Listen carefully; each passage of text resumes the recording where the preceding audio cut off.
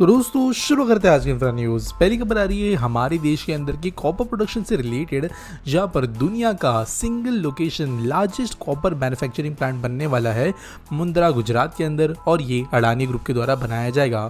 $1.2 billion इसके लिए invest किए जाएंगे।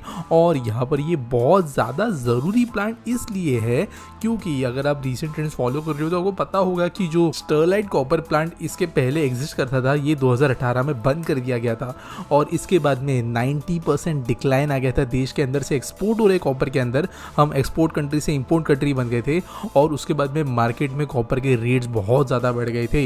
ये जो प्लांट है जब बन के तैयार हो जाएगा तब हम फिर से उस लेवल पे पहुंच पाएंगे जहां पर जो बन पड़ा प्लांट है उसकी कमी हम पूरी कर पाएंगे, और ये होगा गुजरात में। अगली खबर दोस्तों जो आ रही है वो है 6G टेक्नोलॉजी से रिलेटेड, जहां पर गवर्नमेंट ने एम रखा है कि जो 10% इंटेलेक्चुअल प्रॉपर्टी राइट्स होंगे 6th जनरेशन 6G टेक्नोलॉजी के, वो डिपार्टमेंट ऑफ टेलीकम्युनिकेशंस के द्वारा बैक्ड होंगे। इसका मतलब किया जाएगा कि कई रिसर्च एंड स्टडीज जो होंगी 6G के लिए वो सरकार फंड करेगी इंपॉर्टेंट वाली, और 10% इंटेलेक्चुअल प्रॉपर्टी राइट जो है वो शेयर करेगी उनके फाउंडर्स के साथ। इसकी वजह से होगा ये कि जो साइबर सिक्योरिटी रेगुलेशंस है, एनर्जी एफिशिएंट टेक्नोलॉजी रेगुलेशंस है, इन चीज़ों में गवर्नमेंट बेहतर तरीके से वॉच रख पाएगी। अगली खबर दोस्तों आ रही है कानपुर और आगरा से, जहाँ के मेट्रो रेल प्रोजेक्ट्स के लिए नए बजट्स एलोकेट किए गए। इस साल के लिए कानपुर को मिले हैं 395 करोड़ रुपीस और आगरा को मिले हैं 346 करोड़ रुपीस। इसके जरिए जो नेक्स्ट फेजेस है इन दोनों मेट्रो प्रोजेक्ट्स के, उनको फंड किया जाएगा। कानपुर वैसे ऑलरेडी फेज में ऑपरेशनल है। आगरा मेट्रो जल्द ऑपरेशन होने वाली है। अब इनके अगले रूट्स के लिए ये पैसे इस्तेमाल किए जाएंगे। अगली खबर दोस्तों आ रही है भारतीय नेवी से, जिन्होंने कमीशन कर दिया है अपना लेटेस्ट सर्वे वेसल संधायक, और ये नेवल डॉकयार्ड वाइजैग में मौजूद है। तो डिफेंस मिनिस्टर के द्वारा इसे कमीशन किया गया, हमारे नेवी के स्ट्रेंथ को बढ़ाने के लिए ये काम में आएगा। अगली खबर दोस्तों आ रही है लार्सन एंड ट्यूब्रो से रिलेटेड, जहाँ पर इन्होंने एक बहुत बड़ा कॉन्ट्रैक्ट जीता है जिसके अंतर्गत ये एक नया ब्रिज बनाने वाले हैं फलसबारी से लेके सुअलकुची के बीच में, और ये केबल स्ट्रेट ब्रिज होगा जो ब्रह्मपुत्र नदी का क्रॉस जाएगा, और 12.21 किलोमीटर का ये ब्रिज होगा। ये जो केबल स्ट्रेट सेक्शन ही होगा इस ब्रिज का, ये 3.6 किलोमीटर लंबा होने वाला है, तो आप समझ सकते हो काफ़ी लंबा होगा। और यहाँ पे ये जो टाउन है जिसके मैंने नाम लिए, ये अपनी वीविंग और टेक्सटाइल के लिए बहुत ज़्यादा जाना जाता है, तो यहाँ पर इसकी वजह से इस टाउन की इकोनॉमी को मदद मिलेगा। तो आप जानते हो ब्रह्मपुत्र नदी सागर के जैसी है, बहुत बड़ी है, और 48 महीनों में एल एन टी ये काम करके देगी, ऐसे मैंने कहा है। अगली खबर दोस्तों Indian institute of technology Kanpur से रिलेटेड, जिन्होंने एक मेजर माइलस्टोन हासिल किया है, जहाँ पर सक्सेसफुली टेस्ट कर लिया गया है इंडिया का पहला हाइपर वेलोसिटी एक्सपांशन टनल। तो जो कई हाइपरसोनिक टेक्नोलॉजीज होती है उनको टेस्ट करने का काम यहाँ पे इंस्टीट्यूट कर सकेगा, और भारत के अंदर ऐसा पहला है, और दुनिया में भी बहुत कम ऐसे जगह है जहाँ पर ऐसी फैसिलिटीज़ मौजूद है। अगली खबर दोस्तों जो आ रही है वो है उत्तर प्रदेश से, जहाँ के फाइनेंस मिनिस्टर ने अनाउंस किया है कि एरो सिटी लखनऊ के लिए जो बजट होगा वो जल्द ही अनाउंस कर देंगे। और जैसे हैदराबाद में, दिल्ली में ब्रांड न्यू हाईटेक सिटीज़ बनी है, वैसे ही एक एरो सिटी बनेगी अब लखनऊ के पास।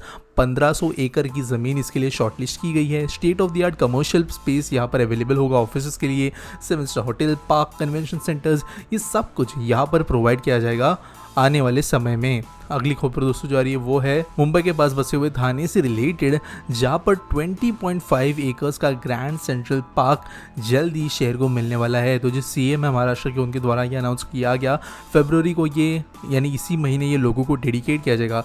जैसे न्यूयॉर्क का ग्रैंड सेंट्रल पार्क है, लंदन का हाइट पार्क है, वैसे ही सिमिलर एक बड़ा प्रोजेक्ट होने वाला है। अगली खबर दोस्तों आ रही है स्टील अथॉरिटी ऑफ इंडिया से, जिन्होंने कहा है कि वो इन्वेस्ट करेंगे 20 से 24 हज़ार करोड़ रुपए एक 4 million ton green field steel plant को बनाने के लिए, इसको के अंतर्गत जो वेस्ट बंगाल में होगा।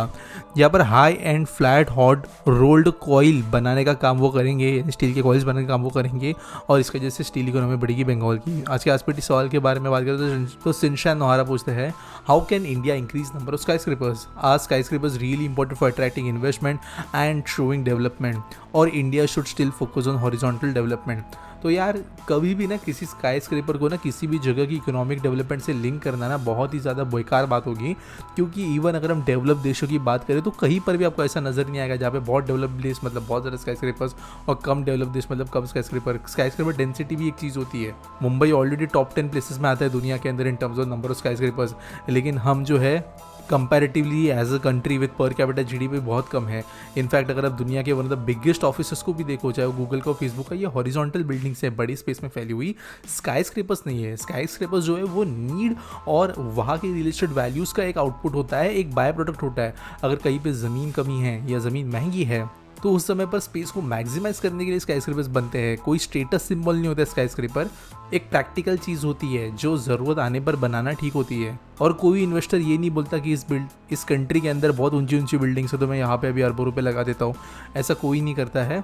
और ये जो अभी सेकंड पॉइंट है कि should India focus on horizontal development, तो देखो यार ऐसा गवर्नमेंट के फोकस की वजह से नहीं होता है। हाँ, रेगुलेशंस चीज़ों को होना नहीं होना पॉसिबल बनाती है, लेकिन वो डेवलपमेंट होगा कैसे ये नेचुरली मार्केट्स ही तय करती है। वहाँ की नीड्स एंड सप्लाई डिमांड ये करती है। जैसे मुंबई में अगर डिमांड और बढ़ती गई तो ज़्यादा स्काई बस देखने मिलेंगे, अगर कोई और कोस्टल सिटी में होता है तो वहाँ पे भी देखने मिलेंगे। लेकिन दूसरे शहर है बेंगलुरु, दिल्ली, एनसीआर, यहाँ पे तो हॉरिजॉन्टल डेवलपमेंट ही बेटर ऑप्शन निकल कर आएगा, पैसे के हिसाब से भी और कंस्ट्रक्शन के हिसाब से भी और ओवरऑल डेवलपमेंटल प्लान्स के हिसाब से भी।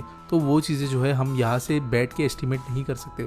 उम्मीद करता हूँ आपको सवाल का जवाब मिल गया होगा। आपके पास कोई सवाल है आप नीचे कमेंट सेक्शन में मुझे ज़रूर पूछ सकते हो। अगर आपके पास कोई न्यूज़ है तो आप डिस्क्रिप्शन में दी गई लिंक के जरिए उसे सबमिट कर सकते हो। मिलेंगे अगली वीडियो में।